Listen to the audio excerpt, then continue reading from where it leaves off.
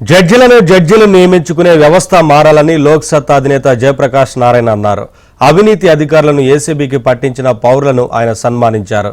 వరంగల్లో జ్వాల లోక్ సత్తా ఆధ్వర్యంలో ఈ కార్యక్రమం జరిగింది. నోట్ల కట్టలతో పట్టుబడిన జడ్జిని పార్లమెంటు వెంటనే సస్పెండ్ చేయాలని డిమాండ్ చేస్తోన్న జయప్రకాష్ నారాయణతో మా ప్రతినిధి Naveen face to face. Jayaprakash Narayana గారు వచ్చారు. వారికి పౌరులకు కూడా ఆయన సన్మానం చేయడం జరిగింది. ఆయన మనతో ఉన్నారు, వారితో మాట్లాడించేటువంటి ప్రయత్నం చేద్దాం. సార్ చెప్పండి, వరంగల్ నగరానికి కానీ ఈ ప్రాంతానికి కానీ ఆ ప్రత్యేకత ఉన్నది. కేవలం ఊరికే మనసులో ఆవేదన పడడం కాకుండా ఒక సంఘటితంగా పద్ధతి ప్రకారం పోరాటం చేయడం దానిలో భాగంగా చేస్తున్నారు. కాబట్టి ఈ కీర్తి జ్వాల సంస్థకి వరంగల్ నగరానికి కూడా చెందుతుంది, ఈ ముగ్గురితో పాటు. అందుకు మనసారా అభినందిస్తున్నాను. చుట్టూ ఉన్న చీకటిని నిందిస్తూ కూర్చోకుండా ఏదో ఒక రూపంలో ఉన్న ఆయుధాలను ఉపయోగించి మనం క్రమక్రమంగా అవినీతి తగ్గే ఏర్పాటు చేయాలి, పరిపాలన బాగుపడే ఏర్పాటు చేయాలి. దానిలో భాగం.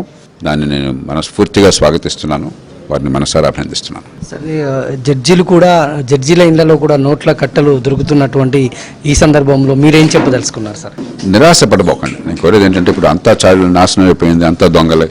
ఒకటి, అది వాస్తవం కాదు. చాలామంది దొంగలు అన్నమాట వాస్తవమే, కానీ అందరూ దొంగలు కాదు. ఇప్పుడు పౌరుల్లో ఈ ముగ్గురిని మనం చూసాం. ఉదాహరణ ఆనముత్యాలంటే వాళ్ళు ఇవాళ నేను ఇక్కడికి వస్తున్నప్పుడు దారిలో ఒక మంచి మహిళా అధికారిని గురించి నాకు సమాచారం ఇచ్చారు. ఎవరు చాలా కీలకమైన పదవిలో ఒక్క మచ్చ లేకుండా నిజాయితీగా గట్టిగా పనిచేసిందని చెప్పంటే ఎవరో నాకు ముఖమొహం తెలియదు, పేరు కూడా తెలియదు. వెంటనే తెలుసుకుని ఫోన్ నెంబర్ తెలుసుకుని ఫోన్ చేసి మా అభినందించాను. ఎందుకంటే అందరినీ ఒక ఘాటును గట్టి వీళ్ళంతా దుర్మార్గులను చిత్రిస్తే నిజంగా మంచి వాళ్ళు ఉన్నారు, వాళ్ళు గాయపడతారు, వాళ్ళ ఆత్మస్థైర్యం దెబ్బతింటుంది. రాజకీయంలో ఉన్నారు. ఈవేళ రాజకీయంలో కూడా ప్రతి పార్టీలో శాసనసభ్యులు కావచ్చు, ఇతర స్థాయిలో ఉన్న నాయకులు కావచ్చు, మంత్రులు కావచ్చు, అధికారులు ఉండొచ్చు, ప్రతిపక్షంలో ఉండొచ్చు, ఇప్పటికే ఉన్నారు. అధికార యంత్రాంగంలో ఉన్నారు, న్యాయవ్యవస్థలో ఉన్నారు, దుర్మార్గులు ఉన్నారు. దుర్మార్గులు మనందరికీ తెలుసు, దేశాన్ని దోచుకు తినేవాళ్ళు ఉన్నారు.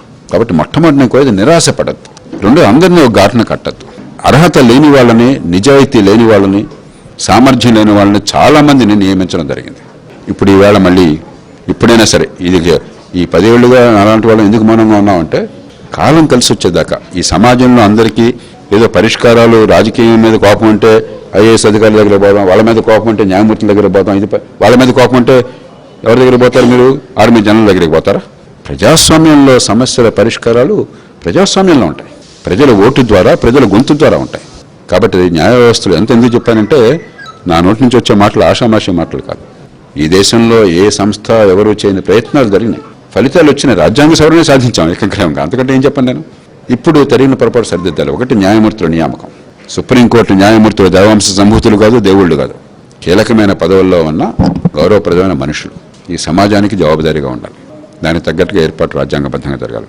రెండు, ఈ పట్టుబడ్డ మనిషిని వెంటనే పార్లమెంటు తొలగించాలి. పార్లమెంటుకి అధికారం అనేది. ఇంతవరకు భారతదేశ చరిత్రలో ఒక్క న్యాయమూర్తిని కూడా పార్లమెంటు తొలగించాలి. అందువల్ల ఒకసారి న్యాయమూర్తిగా ఎంపికైతే ఎలా ఏం దుశ్చర్యలు చేసినా నాకేం కాదన్నటువంటి ఒక ధైర్యం ఇవాళ వచ్చింది. ఎవ్వరూ కూడా జవాబుదారికి అతీతుడు కాదు. ఈ కేసులో మీరు తొలగించండి, పార్టీలన్నీ కలిసి. మీకు అధికారము బాధ్యత రెండూ ఉన్నాయి. ఒక సంకేతాన్ని ఇవ్వండి. ఇవాళ పార్టీలన్నీ కలిసి రావాలి. మీ తగాదాల్లో నువ్వు వస్తావా నేను వస్తావా జీవనమరణ సమస్యగా రాజకీయాన్ని మార్చి ఇవాళ రాజకీయం ప్రతిష్టను మంటి కలిపారు, ప్రజాస్వామ్యాన్ని బలహీనపరిచారు. ఇలాంటి అవినీతి ఈ స్థాయిలో కూడా దాన్ని ఆపలేని పరిస్థితికి వచ్చి దేశ ప్రజలకు అవిశ్వాసాన్ని పెంచారు. కాబట్టి చాలా మౌలికమైన సమస్య. ఏదో స్లోగన్స్తో తీరేది కాదు. నిజాయితీగా, చిత్తశుద్ధితో న్యాయ వ్యవస్థ ఔన్నత్యాన్ని గుర్తిస్తూనే, బలపరుస్తూనే, స్వతంత్ర ప్రతిపత్తిని గౌరవిస్తూనే ఈ దేశ ప్రజలకు జవాబుదారీగా ఉండేట్టుగా మన ప్రజలు వచ్చేట్టుగా చేయాలి. వీడియో జర్నలిస్ట్ జగదీష్తో నవీన్, ఏబిఎన్ ఆంధ్రజ్యోతి, వరంగల్.